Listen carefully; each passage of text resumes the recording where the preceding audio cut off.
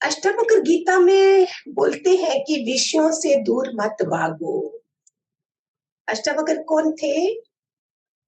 राजा जनक के गुरु थे। राजा जनक कौन है? राजा।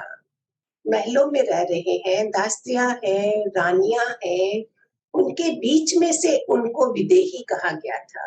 आपको पता है शुकदेव जो थे वो चारों वेद पढ़ के आए थे, लेकिन पाप ने बोला नहीं, तुम राजा जनक के पास चाहिए जो विदेही है। मैंने जब सुना था मैं तो परेशान हो गई थी। इतनी रानियों के बीच में रहना, इतना राज्य चलाना, और वो देह में नहीं है।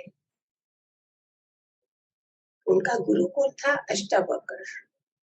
जब शुकदेव आए, राजा जनक ने मंत्रियों को बोला, उनको बोलिए रुकिए, उनको अंदर नहीं आने दिया था जो चारों वेद पढ़ के आया है। और वो 7 दिन उधर रुके रहे, 7 डेज। चेक किया जा रहा था कि वो चले गए हैं या नहीं। हम 2 मिनट किसी के घर जाएंगे, बोलेंगे अरे इन्होंने तो पूछा नहीं है, दरवाजे में 2 मिनट लेट हो गए, चले जाएंगे। 7 डेज शुकदेव राजा के बाहर खड़े रहे, क्योंकि उसको इनकार था इतना बड़ा। वो देह में थे, चारों वेद भी काम नहीं करेंगे ब्रह्म ज्ञान के आगे। और जब अंदर आए दोबारा 7वें दिन, उसका मन चल रहा है। इसलिए बोलते विषयों से दूर मत भागो, विषयों को देखो। राजा जनक की बहुत बड़ी एग्जाम्पल है ये। उन्होंने देखा कि शुकदेव का मन चल रहा है, ये तो राज नाच गाने में बैठा है रानियों के, ये मुझको क्या देगा।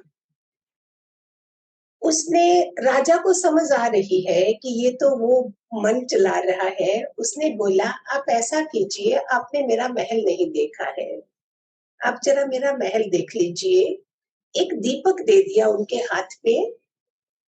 देखो कैसे एग्जाम्पल देनी है, उसका मन चल रहा है तो उसको कैसे समझाना है। ये एक बहुत बड़ा विदेही राजा ही कर सकता है, विलासी राजा नहीं कर सकता है। तो उन्होंने दीपक दिया और बोला ध्यान रखना, तेल नीचे नहीं गिरना चाहिए। वो जब पूरा महल देख के आ गए, उन्होंने पूछा पूरा महल देख लिया? बोलते खाक महल देखा, आपने बोला तेल की बूंद नीचे नहीं गिरनी चाहिए, मैं तो उसी को देखता रहा। बोलते मैंने तुम्हें इसलिए पूछा, आप मुझे देख रहे हो नाच गाने में बैठा हूँ, मैं राजा हूँ, मुझे ये मजबूरी है जहाँ बैठना ही पड़ता है, लेकिन ये तलवार जो है वो मेरे सर पे लटक रही होती है। ये आंसर जो है राजा जनक ने उनको दिया, सुखदेव को, जिनका मन चल रहा था। हम घरों में रह रहे हैं, हमारे घर में सोफा सेट भी है, पलंग भी है, सब कुछ है, विषय भोग है, लेकिन अभी क्या हम फेंक देंगे उनको? जब गुरु नहीं मिले थे हमारे पास वैभव था, अभी है, लेकिन हम इस्तेमाल करेंगे सबके लिए।